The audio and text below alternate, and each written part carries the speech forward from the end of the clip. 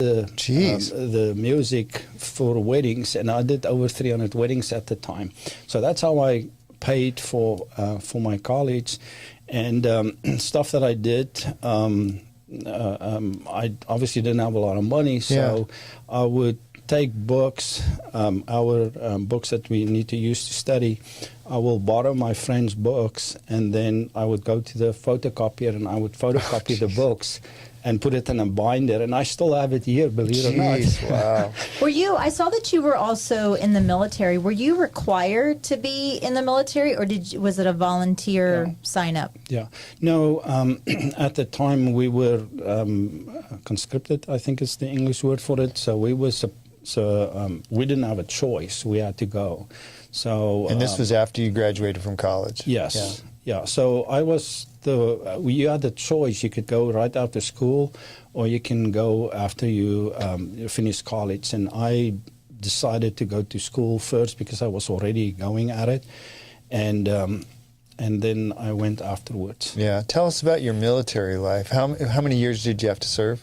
I was at the end of it, so I did only 1 year, Okay. but most of my friends did 2 years. So we were right at the end. I was there in 1991, so that was just when all the things started to happen and change. Okay. So tell us about your military life. What kind of lessons did you learn from that? Well, when I went to the military, I can remember on basics, my ex-wife now, we had two little boys, Rico and Edric, and Edric was just born before I went to the Army, and and that was in basics, and she would come and stand at the fence and hand Edric and Rico over the fence, and I would run inside, and I will probably get in a lot of trouble, but then I would show the guys, because I was very proud of my little babies, and then on basics I couldn't go home because they keep you in the place for the 3 months. And then after that, I could get a pass, and I would stay at home and go to the Army. Was it a hard life? Was that Army life hard? The Army life, what made it hard is, again, there was no money. Yeah. So they didn't pay you to be in there? Or they didn't pay you very well. You don't. Okay. You can't raise it's kind of like, two kids with the money that you get in the Army. But yes, and then so when I had weekends off after the 3 months, I would continue with my videos and photography and so on. Okay. And so you ended up here in the United States. Where did that dream start? When and where did that dream start to come to America? Yeah. I think from a very young age, I realized that if I want to be, it's okay. Well, if you want to be successful, you gotta look outside of your. You've had a lot of curves and changes in your life. It's been hard to navigate. Yeah, if you want to become something, you have to take control of your life. Sure.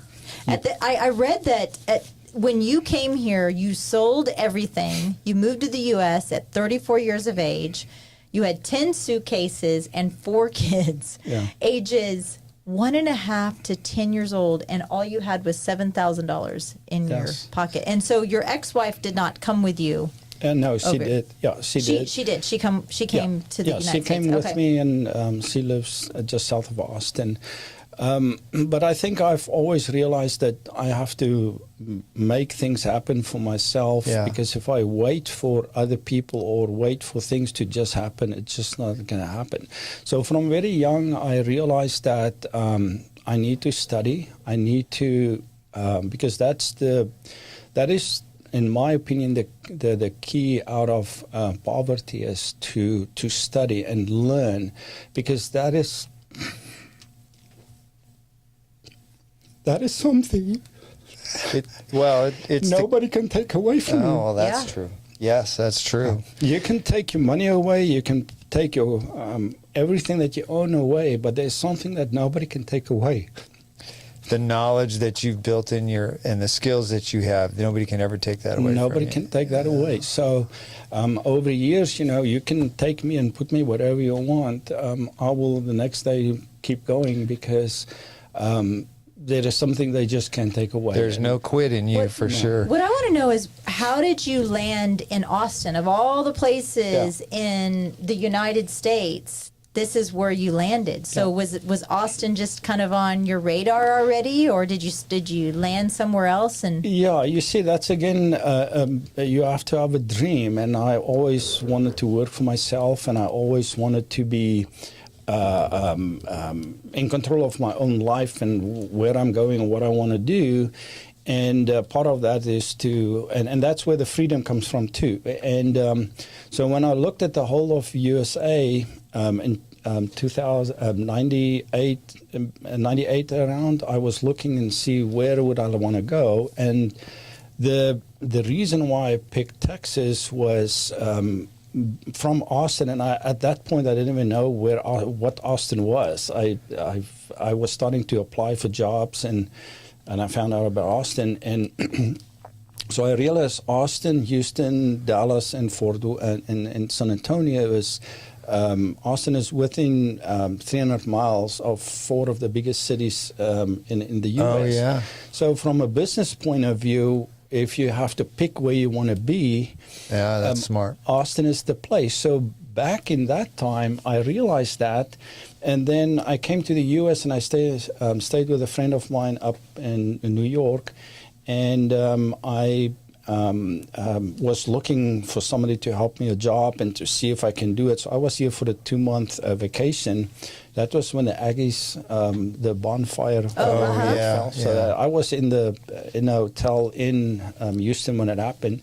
And then I somehow get connected with a friend of mine that went with me to college in South Africa. And after college, he came to UT. And Barry, and he's coming this weekend visiting for me. Oh, and, that's great. So I hooked up with him, and he said, but I'm working for this company, Clarkson and Associates, and I'm going to organize an interview with him. So they were interested. And it was an engineering position? Yeah, engineering position. And so they offered me a job, and that's how my whole... I want to go back to the original dream, original idea to go from South Africa to the United States. Where did that originate from? Since I was very small. Did you remember somebody telling you about it and thinking that's where I want to go? No. You know, we didn't have internet, we don't know, but we had the encyclopedias. Okay. So I would look at the encyclopedias and just read. I mean, who doesn't want to be in the U.S., right? Well, yeah. But the idea has to start somewhere because there's so many great places in the world. The U.S., I think, is probably one of the best, if not the best. It was but probably still. Farrah Fawcett. It probably was. Now that you mention that, probably. That's about the right era, too. That's a good one, Michelle. Yeah. Well, so then you end up here in Austin. You take this engineering job, civil engineering job, and what'd you say? I think you said you were designing detention ponds. Is that yes. right? Yeah, I actually, they put me in Lufkin. That's in East Texas. They had a small office there, and I guess at the time there was not a lot of engineers that want to go and live in Lufkin. So I worked in that office, and I was in the detention ponds and site work, and so I designed those kind of things. That's so and the way your life has turned now to what you do now. You actually mentor people now on how to start their own business and dreaming bigger. Yeah, but before I get to that, since you've been here now, so what year did you move here? 2000? 2000. Okay, so you've been here 25 years. Yep. Is there anything you regret about that? Do you ever sometimes think, wow, I'd like to go back to South Africa, or are you just all in here? Yeah. I'm the type of person that if I take a little time to make a decision, but when I make the decision, I'm 110% behind that decision. So over my life, I've never had any regrets of any decisions that I've made, because when I go for it, I don't see a negative in it. I don't see this. I'm going to You make see this the way work. forward, and that's where you go. And that's I how. do that too. When I left South Africa, I sold everything. The last stuff we just gave away, and I told myself, because in general, when people leave their countries, they try to make sure if something goes wrong, that they can go back. Yeah. And I just told myself that's not going to happen. So it's like as you were coming here, you burned all the bridges It's behind you. done. There's no way to go back. Well, you also had 4 children that were Yes. looking towards you to not fail. So you had more than just yourself or a spouse. You have 4 little souls that you're looking Yeah. after. You're like, okay, Dad's got to make it. Yeah, and the what happens today is my kids will all 3. My other son doesn't have kids, but the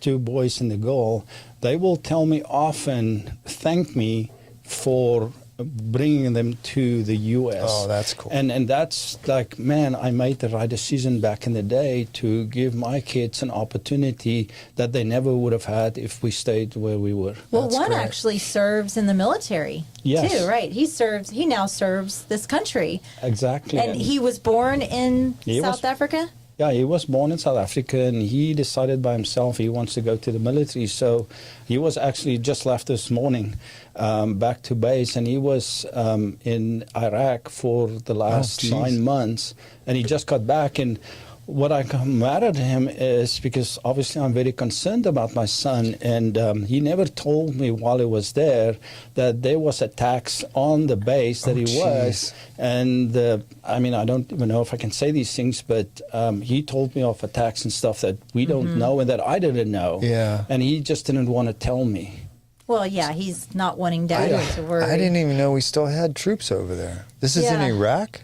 And inside Iraq, I can show you pictures. That's funny. I and didn't that's even what- know we had troops there. No, you do. Oh, okay. Well, one of the things that I wanted to ask you was how hard was it to, when you moved over here? I know that, everybody, what is on it, the tip of everybody's tongue right now is the immigration, the influx of immigration that's coming over here. And most people that came over here to work and do it legally, how hard was it for you to go through the process?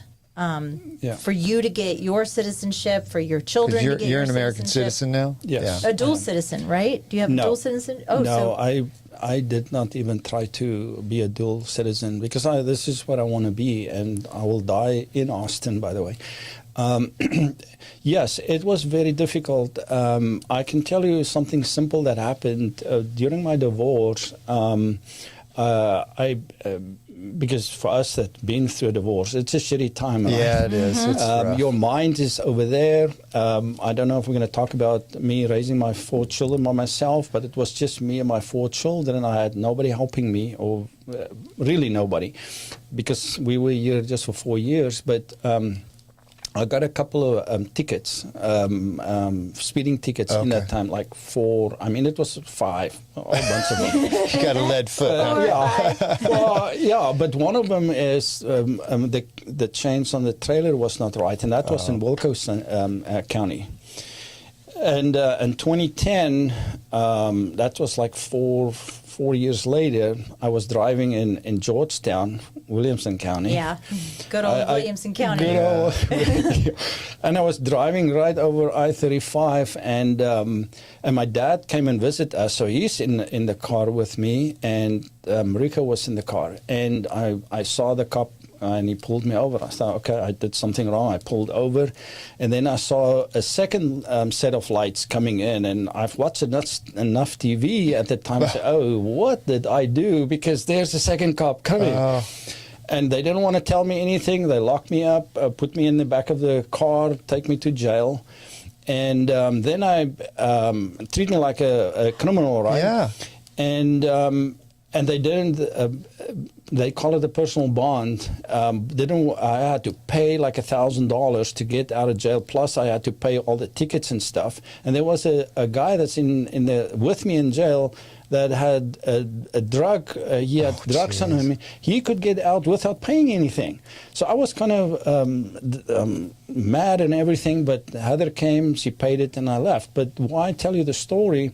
So when I went for my interview for my green card, to become a U.S. citizen, the officer that sat in front of me asked you answer those questions, and they asked you a whole bunch of questions and needed to figure out if I'm really here. And Heather and I was married at the time. We had 8 kids in the house. We've been married like 5 years at the time. So, I mean, I didn't make that up, right? So the lawyer that was with us said, man, this was the easiest interview that I've seen because, I mean, we were real. But she said, I can't sign off on it. I said, oh, why not? She said, no, you were in jail. So she had to get somebody else signing off on it that that everything is good and I could become a U.S. citizen. Wow, jeez. So boy. I just didn't pay a ticket and I almost didn't make it. And you almost didn't become a citizen. How much do you figure that you paid overall to become an American citizen? Without the speeding ticket. I honestly can't remember, but it was in the tens of thousands of dollars between me and my 4 kids because I paid for them all. It was quite a while ago, but it was definitely way more than $10,000 and all the tests we had to do and so on. Yeah. So you're working at this, you started your own engineering firm, is that right? No. Okay. No. So I want to get to the point where you started Amanzi. Yes. So that's a Rico story, kind of. I remember all of this. I was friends with Heather, his wife, prior to her ever meeting him. And I remember when they first started Amanzi, and it was like, I think we were probably one of the first couple of people that actually rented a water slide. Yeah. So this was, what were you doing when you started the business? I did construction at the time. Okay, that's right. And then my oldest son, it was not his fault that we had 8 children in the house, right? And so I felt compelled to help him to go to college, and the only thing that I knew at the time and still do is instead of going to get money somewhere is just to start the business. Right. So that's how I started, and I woke Heather up at 2 a.m. in the morning, and there's actually a video on our website about that. And I said, we're going to start the party rental business. And she said, why? And I said, well... That's my question. Why a party rental business, Willem? Yeah, so I was working 5 days a week construction, and I had to find something to do on the weekend. So the party rental business fit really well in there. So for a very long time, 3-4 years, while building the business, I worked 7 days a week. That's crazy. And Amanzi means water. Yes. Right? Yeah, that's a Zulu word for water, and I was looking for a name, and I think Amanzi is a great word. And so, what was you started out with what to get that business going? A slide, just a regular slide. Was it just a slide? Right? Yes. What I did was, at the time, I did a lot of house slabs. Okay. So people would give me a deposit for this, and this is what I did. And while I was building it, and I had accounts for my concrete, I took that money and I bought a water slide. And so I used that money there, and then I had to flip that very, very quick, so that by the end that I have to pay my concrete that's how I rolled it in the beginning was, take money here, You're spend not it afraid there. of leveraging, are you? No, That's wow. No, I didn't. So are you talking about when you first started those like inflatable ones that you blow them up and then they slide down about 10 feet or something? So that was what you started with. Yeah. How were you spreading the word on that when you got started? Well, at that point, you still put an ad into the newspaper. Oh, jeez, wow. That's that long. It's not even that long ago, right? 2009. That's true. So I had an ad, and then it takes a year for you to get into Yellow Pages. So those were the two places that I advertised back in the day. Okay. And it's not even that long. And then it just kind of took a life of its own. Also, Yes. like one water slide led to two water slides, led to three, led to this whole conglomerate. I know at the very beginning you guys were having a hard time. I remember talking to Heather. You're all having a hard time trying to find workers. Even back then, to kind of help set up because it was the weekend or whatever, and you know sometimes you'd have to pick it back up at like midnight or whatever. But you have 4 locations now spread out all over Texas, and you're not just water slides now. Like you're mechanical bulls, and you are full on. You probably have a carousel we could probably rent too. So, it's amazing to me. So you start out with something that probably a lot of people do as a side business, you know, those kind of little party rental things, and they stay small where they make a few $100s on the weekend. But that's not you. You did. Did you have a vision to do what you're doing now when you started this? Yes, when in 2012 around there, I was still doing the construction, and I did the party rentals. And something that I just want to mention to carry on was in the beginning it was me, Rico, and Heather, and we would make all the deliveries. If it's not a lot, me and Rico will do it. If it's more, it was me, Rico, and Heather. Okay. And then we will go to Home Depot there on I-35, and we will scoop up some of the people that stand in front of Home Depot. And Heather will be with her. Well, I don't think she had long nails at the time because we couldn't afford that. She would go out and make the deliveries, and I will go out to make deliveries, and Rico will go out. And that's how, for the first few years, it was just the 3 of us with help. And then on the holidays, we had a friend of Rico that helped us. His name is Will. And so that's how we got this whole thing going, just doing it all by itself. But in 20, and so when I at some point looked at the financials for the construction and the financials for the party rentals, I realized that if I can scale the party rental business, that this is a really good business to do, and so that's how I then stopped doing the construction, and I focused on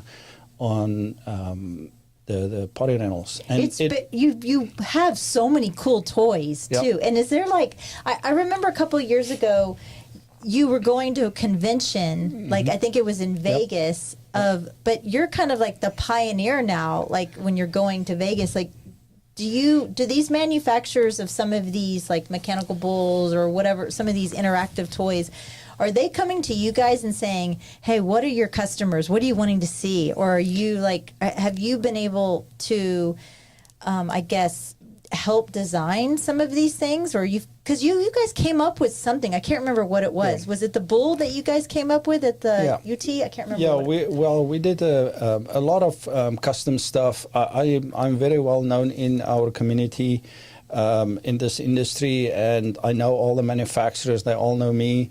And I help some of them what they think. They will send me pictures or whatever they think they want to do, and I help them with that. But to connect with you, this industry, when I started with it, had to do a lot. People do it from their homes. There's not many that can that scale it. And they mainly that's use what I see. They mainly use it as a lifestyle type of business, and that's totally fine with it. I believe people, if that is what they want, that's 100% fine. And when I help people with their businesses and so on, and with their goals, and I tell everybody, your goal and my goal is 2 different things, and Tom's goal. So we need to first figure out what is your goals, what do you want, where do you want to be one day, and follow that dream instead of looking at other people and what they do. And comparing yourself to them, Yes, my dream was just to make this bigger and to build a life that, a book that I want to write about, build a life that you don't need a vacation from, and we'll probably get to that in a little bit. We will. I want to ask you, So you built this from just a couple of water slides that you were dropping off in people's backyards to this huge business now. Have you had any big stumbles along the way that you, oh man, I wish I hadn't done that? Well, there's obviously some of the equipment that we bought. But That didn't work out the way you thought? Yeah, that didn't work out. But in general, I'm pretty happy with our investments. And we do big type of events. If you've been to the UT football game, the last 4 years, we started very little. We just had the mechanical bull in front of the stadium. And today, Amanzi does the whole Vivo Boulevard. So if you go there, and you've been on the Ferris wheel, that's yours. Yep, that's ours. The zip line, all those things that's on Vivo Boulevard, it's ours. And so we've been doing it the last 4 years, and we're going to do it this year too. And then we do bigger events where... Bigger than that? Jeez. Yeah. Wow. No, we've done Samsung's event, and there's 8,000 people there. So we provide all the fun. And the biggest food that we provided for a business is, I don't want to call the name out, but they were 2,500 people, and we provide all the food. Wow, for their picnic. So it's 2,500 people with their families and the employees, and we provide all the fun and games. So we literally put on the whole thing for this company. So this is just turnkey for these, Yes. whatever, UT or whatever. They call you and they say, we want you to do Bevo Boulevard or whatever, and it's going to be X amount, and they just write you a check, and you guys take care of everything. Yeah, That's is amazing. basically What is by far, I think, your biggest expense that you have in your business? Is it your insurance that you have to pay? Is it your employee federal taxes? What is it? What is the big thing that kind of stands up? You're like, wow. Yeah, no, obviously labor is always the biggest component of that. So we have a big component. Last year, in the peak of our season, we had over 50 full-time employees, and we employ anywhere from 100 to 200 part-time employees. Wow. And so that is the biggest cost. The second one is the warehouse cost, because we are in almost a 40,000 square foot building in Austin. We have a 15,000 square foot building in Houston and 10,000 square foot building in Dallas. And so that's the second biggest cost. And then our insurance is very big. I was going to say, so yeah. And I bet keeping track of where all this stuff is a chore too, isn't it? Like you have so much stuff. But the liability from all these employees, if you're doing things like Ferris wheels, how do you make sure that the employees that you have that put those things together where people could really get hurt? How are you making sure those things are happening? Well, we have a very good training program. We call it Amanzi U for Amanzi University. So we put them through that, and so they get trained in the university how to do all these things, and then they also get trained in the field. Okay. But so yes, we make very sure that they understand how to do it. And you know, back in the day, it was me and Heather and Rico, and we were in control of everything. Today, we're not in control of everything, so we're shifting towards helping these people that work for us understand why we do it. And if you look at our mission, vision, and values, we've worked with them to understand why we do this business. And the big thing, if you read it, is our mission is we create delight and entertainment for people of all ages. And how I explain it to them, and our little word is we create smiles. Or we, that's a great tagline. It's on our T-shirts, it's on our vehicles and our trucks. And it's amazing when you build your employees and how they think, is that we're here to bring happiness and smiles and deliver the smiles. And they will tell each other, I'm out here, I'm going to go and make some smiles. And how we look at it is Amanzi, it's me, Heather, and Rico. We started it for our families. And then this family take care of our employees and their families. And then how I explain to them is now we as a bigger family provide smiles and deliver delight and entertainment for the people in our community. And that's really why Amanzi is there. That's cool. That's Willem, really cool. do you ever step back? Have you ever given yourself an opportunity to step back and kind of look at what this empire that you've built and maybe think back to where you're still that 9-year-old kid on the street corner selling newspapers, going home and your mom's struggling and raising kids and you're like, I did that. I did that. I've been reflecting about it the last year because I want to write this book and explain a lot of these things. So for the last year, I started to reflect back and think about these things. And also, when you grow up like that, you live in a survival world. You have all these survival things that you just to make life work. And then, but when you get to a point that those tactics doesn't work anymore. So you need to mature and start to look different at the world and to understand what do I need to do now? Because what I did when I was younger to just survive in this city world, how it is now totally different, how you make your decisions, how you look at the world, because our frame of reference is very important, and you can't continue in the frame of reference as in a survival mode. Yeah, you mentioned that in your bio, going from a surviving to thriving mindset, and you think that's the secret to your success? Yes, no question. You have to personally grow. You have to reflect and look at your life and realize and notice what is the things that I used to survive to how can I now really live a life that is abundant and that is there for us, everybody. Wow. Yeah. Somewhere along the way, you mentioned in your bio that you have started a health journey. So tell us about that. What prompted that, and tell us about where you started and where you're going and what all And you're did doing. Heather bully you into it? Yeah, Heather is the one that's always, you tell her, she's a rule minder. I'm not a rule minder.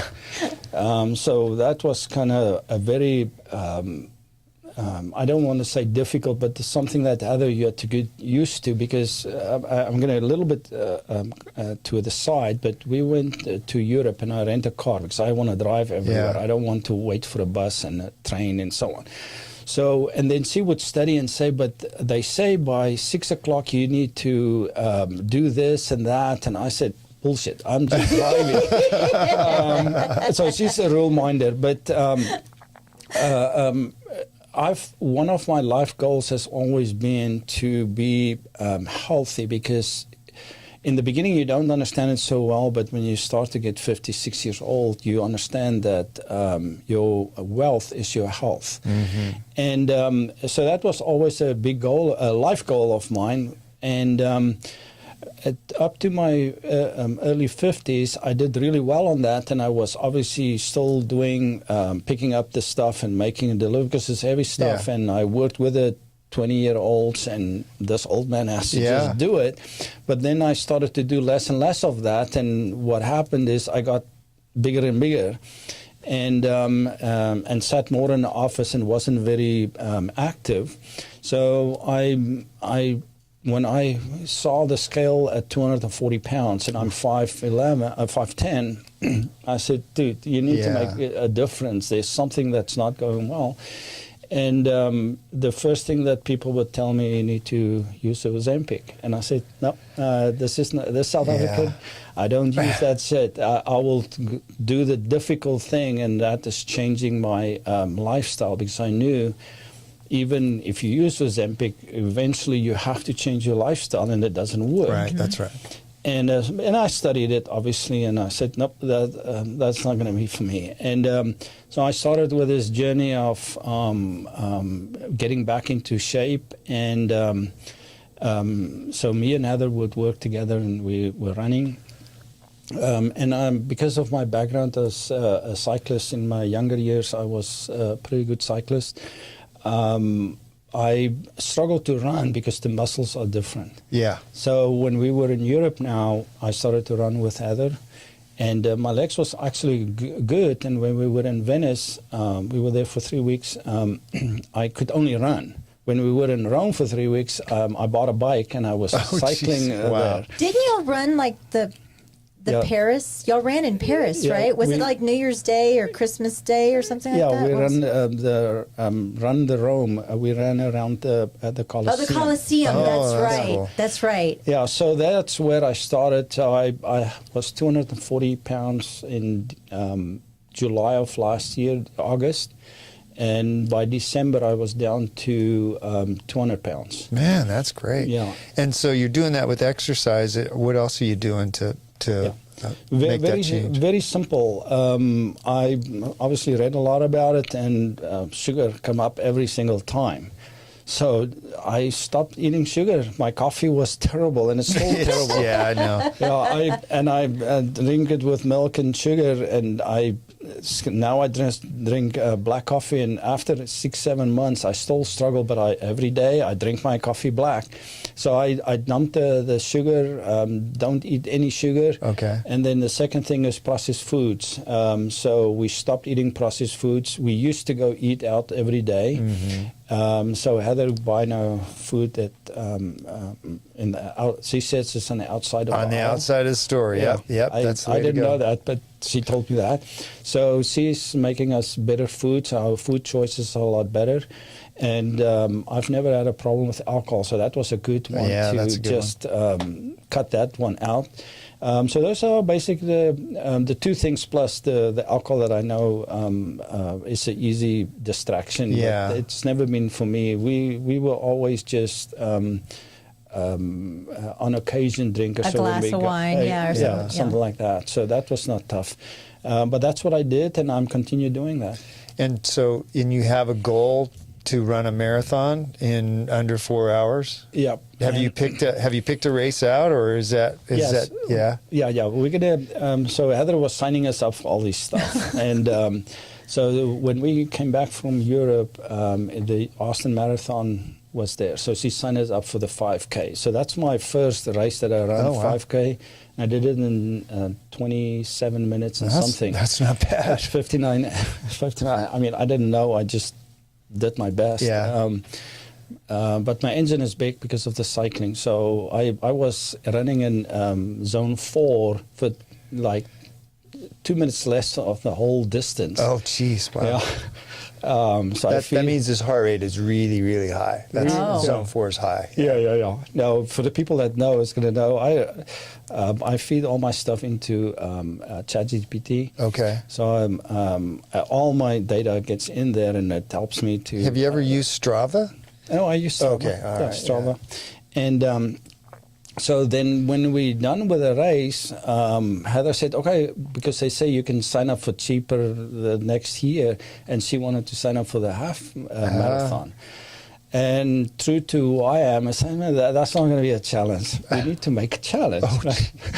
So you signed up for the marathon. So Heather and I and Anna, who works with us, we got her to sign up for the marathon too. So now and then I said, well, I can go run it, but I'm not the type of person that's just going to go run it. I need to, so I'm in ChatGPT, I feed it all my information, and I told it that I did 400 miles in a week cycling back in the day. How does it influence how I do now? And it said that I can do 4 hours. So I said, okay, that's going to be my goal. Wow. So I don't know. I'm going to be Steve. 60. So we're going to see if I'm going to make it. What can you do a marathon in? Like, what's yours? So I'm 62 now, and my fastest ever marathon is 3:38, and I did one in February last year, and I did like 4:02. So when you're it's 60, doable. it's doable. But Yeah. when you're and I'm pretty much a lifelong runner, so it's doable. I could do it in 4:02, 4 weeks and 2 days. Yeah. Willem, I'll give you some advice. Austin is a hard one to do it at because it's hilly, and where the hills come are when you are just, your tank is empty. So that's a hard one to do. You'll have to run the first 20 probably a little faster than you think you should, because but not blow yourself up. Yeah. But, Yeah, I'm still learning about the tactics and stuff. Yeah. But they say there's a cheaper one, or an easier one, not cheaper, easier one in Arizona. The Mesa Marathon. Yeah. That's the one I did 4:02 in. So we did that last year. Houston, I've done Houston 3 or 4 times. Houston's a really good one, and because it's flat as a board except for right at the end. There's 2 little underpasses. You know, like at mile 24, 25, your legs are cooked, and those little tiny underpasses, they go up like 30 feet. They look like mountains at that point. But have you ever run around the Coliseum in Rome? No, That's I pretty have cool. not. Yeah. That's pretty cool. Yeah, I mean, I applaud you. I think, are you going to get any? Are you using ChatGPT kind of to coach you? Yeah. Okay. Yeah. That's interesting. Have you ever heard? I have not heard that. I might try that. So. You need to do that. Every day when I'm done, I put it in there, and I've got everything on my watch. And so I take that. Is that a Phoenix? Is that a Phoenix? Yeah. Garmin Phoenix? The same watch I have. Yeah, yeah. God, we're geeking out about running, Michelle. Just be quiet. Yeah. And so I feed all that stuff into ChatGPT every single day because it remembers it. I got it all in a folder, and then it tracks how I do, and it asks me how do I feel and so on, and then we adjust the plan, and it's like my own trainer. That's cool. I have to try that out. You see, back in the day when I cycled so much, it was even before computers and stuff, right? Yeah. So you had to learn your body and how your body feel, and there was no coaches and things like that to teach you. So you learn a lot about your body yourself. Yeah.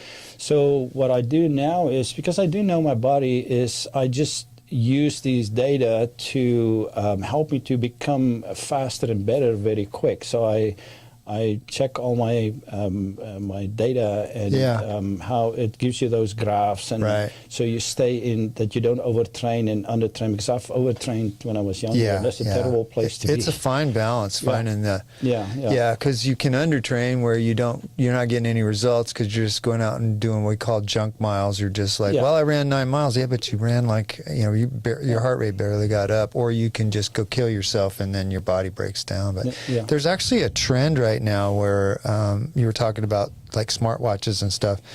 Some runners are going away from those now, because then you have to run by feel and you're not checking the numbers all the time. You're like, okay, you're thinking about the effort more than looking at your watch and going, well, my heart rate is 140. That means it's hard. You think, okay, you're listening to your body, you're paying attention to where you're breathing and your heart rate and how your legs feel. Yeah.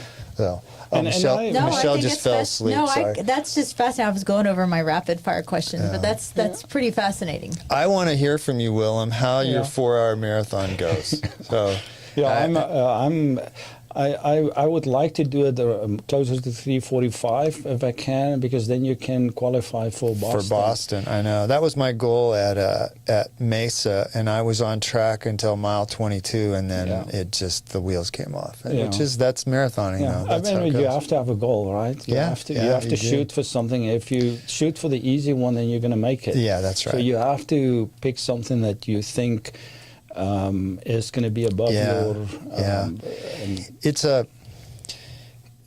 guys like you that have pushed yourself in business and in life, marathons are an interesting little snippet of how you've lived your life, because you will get to a point in a marathon where your body says, dude, we're done, and your brain is going, hey, we need to stop, and the only thing that keeps you going is the will to keep on going. That's the only thing that keeps you, those legs turning over, is just you making yourself go, because your body's screaming at you, stop, you're hurting us, we need to stop, and you just got to keep going and know that you'll be okay. So, all right, Michelle. That sounds like so much fun. That makes me want to I love to get to that point. I have said that to you before. So we're going to do the rim to rim to rim in the Grand Canyon in April, which is you start at the South Rim, go down to the bottom of the canyon, climb up to the other side, and then come back and do it in one day. And it's 11,000 feet of climbing. And there is a point where you think, I can't get this done. I just can't do it. And that's what makes or breaks the athlete right there. And I love knowing that I can push myself beyond that. That's it's such a cool feeling when you get to the finish going, I didn't think I could do that, but I made myself do it. That's how you feel. Yeah, and the thing is too, it helps you in your life too. It does. Because our life gets to a point that I can't do this anymore, especially when I went through a divorce and I just pushed through it, and that's where One the step after athleticism helped, because on the bike, you also get that I can't more. Right. And, back in the day when I did it, there was no a cell phone I can call somebody. So I will remember bonking out and have to lay next to the street in a road and just recuperate. I could call nobody, and then you have to get back on the bike. Yeah. And you had to somehow get back to home. Yeah. But that is really helping you in life too. It does. It does. That's a lot like raising, I think, 8 kids too. You just gotta lay on the side of the road. Do you know who Jens Voigt is? He's a former professional cyclist. Now he's an analyst on TV. But his big thing, he has T-shirts and stuff now, is "Shut up, legs," because that was his motto. He was like, "My legs are killing me, but I'm just telling them to shut up." So, but go ahead. You got some rapid fires? I do. I have some rapid fire. Okay, so they're kind of modified a little bit. But what was your favorite food in South Africa growing up? Heather actually told me yesterday, because she was all excited about this, and I need to say this too, so it's good you asked the question. In South Africa, we grew up eating meat. So when we visit there, Heather has to eat meat every day. Oh, jeez. And the funny thing is, when I'm here and people ask, okay, what do we do now? We're going to braai. We call it braai. We're going to barbecue. It's not really barbecue, but similar. And then say, what is the side dishes? And I'll say chicken. So we eat a lot of meat. So is it like lion meat, or is it just like cow meat? What kind of meat is it? No, it's mainly cow meat. Okay, we don't clarify here. I think they call that beef, Michelle. Beef, meat, beef, cow meat. Yeah.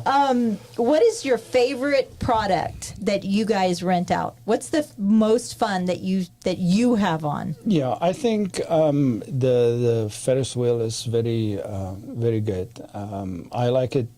People like it, and if they can afford it, people like to buy that. We're gonna have to get that Ferris wheel there, Steve, for sure. Did you just forget my name? No, I forgot. I have to get that Ferris wheel there. What's your name, Steve? Stop. It's because my microphone fell off earlier. I'm paranoid to touch my microphone. Because you're from South Africa and he's in the news a lot right now, I want to know what your opinion is on Elon Musk and what he's doing. Personally, I'm a fan favorite. I love him. So. Yeah. I think the big thing about South Africans is we like to say what we think. We that's in our how we grow up. And what I see with Elon is that, and he gives people shit on X and so on, and I understand all those things and why he do those things, because it's so typical South African. And we're very direct. I saw he called somebody little man yesterday on that dude in Europe. But, and I don't think he means it bad, but it's just the way that we talk. And that's really a lot of South African thing. And that was one of my big things when I moved to the U.S., was to understand how our culture works in South Africa and the culture over here. And growing as a person, I've had to learn that I need to calm down when I talk to people. I need to tone it down. I can't be so direct. So as I've been here for longer and longer, right now I'm a lot more softer when I talk to people. I would not immediately say what I think. So I will think and I say, dude, you need to relax a little bit. Let's just be a little bit, let's reword how I'm going to say it. So yes, I'm a fan of Elon. I have a Cybertruck. I couldn't wait to get one, and I think he's doing great for humanity, and the guy just think way beyond. He's a way big thinker, and you as a businessman have to appreciate that he's into cutting costs and only Yes. spending money in ways that actually are effective. That's Yeah, and that's my big thing on Yeah. that is why are we wasting all this money? Yeah. There's no sense to it. Only bureaucrats think that And there's why sense are they to that. complaining about the fraud and waste? But that's a whole nother rabbit hole. About that we're going down. removing the fraud and waste? That's- They're complaining. Yeah, you that's can't. right. Yeah. It's crazy. Okay, so what is your, out of the 37 countries that you have visited, what would you go back to over and over again? By far, Italy, no question. I've been through. I've been to 37 countries. We love Rome, Venice. We've been 3 weeks in Venice, 3 weeks in Rome. I cycled down the path, the Via Appica path that the Romans built 2,000 years ago, and it's still there. I cycled down that, the aqueduct around there. That's really cool. Well, you know what I was most surprised about when I was in Rome was all the graffiti, and it disgusted me because it's so beautiful. There's so many historic things that are around there, and that just the tagging that was Yep. going on there. But it was really cool to be able to see the aqueduct. That was one of the first things coming out of the airport, and then seeing the aqueduct. It was like, Yeah. oh wow! And then you're driving through, and you're like, oh oh my God! Like you don't even know where Stuff to look. that's 1,000 years old. Everything is just insane. Okay, so now my final question is: here you are, this very successful man, this mentor to many others in this business. What advice would you give to that 9-year-old Willem that's sitting on that that's a street good one. corner and selling those newspapers and buying yourself food and not your Yeah. siblings' food? I think it all starts with the dream. You have to have a dream and make it happen. That's a good one. Have a dream and make it happen. How can people find out more about Amanzi? They can go to our website, Amanzi Party Rentals. And it's AMANZI PartyRentals.com. Yes, and then you can go to all the social media channels and just type in Amanzi Party Rentals and you'll find us there. You guys still do, like if Michelle wants to rent a slide for herself on the weekend, you still do that, put it up in her backyard, or are you too big for that now? No, they do that, Steve. we I do. used to give epic end-of-school year parties. If you ask You anybody are a around very here, good party planner. I'll give I you used to that. give epic parties, and Heather would help me. And I actually, want the damn Ferris wheel. Hey, well, I just want to tell you that I had a Texas Supreme Court judge sliding down one of these slides at one of No my way. parties one time, for sure. Absolutely. Thank you so much, Willem, for being here. I really appreciate it. You are such a success story, an American success story, and very inspirational. Your story, Absolutely. I'm hoping and I know our listeners will find this very inspiring. So thank you for joining us. Thank you, and I'm very happy to be in the U.S. and to help other people being better and just give back to the opportunity that I had to be here. Yeah, well, when you write your book and it comes out, we'll have you back on and we'll talk about that. Yes, that would be actually great. All right. Well, thanks, Willem. Thank you very much. Wow, man, we covered a lot of ground, didn't we? Good job, Willem. That's awesome. you know what No, is thank you. funny that with this thing, I'm glad you pointed out, because I had hit the on air, and it was still from the last one for YouTube. No, it wasn't still recording, but it said share to YouTube, and when I